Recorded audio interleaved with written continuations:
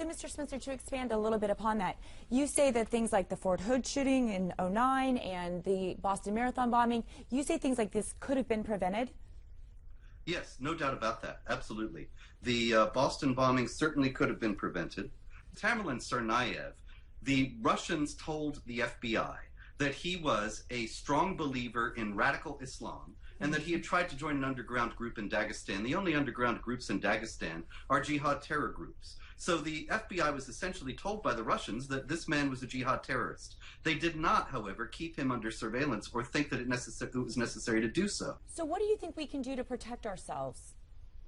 One of the main things we have to do is start speaking realistically about this and stop allowing the administration and the mainstream media to demonize and vilify everyone who speaks honestly about the threat, and to stop putting up with this fantasy-based analysis that allowed the Boston bombing to happen because the FBI either could not or would not deal realistically with the intel they got from the Russians, that allowed the Fort Hood jihad massacre to happen because his superiors, the shooter superiors, kept promoting him because they were afraid of being charged with Islamophobia if they didn't. And you know, you've been speaking out quite loudly and quite vocally. Is anyone listening?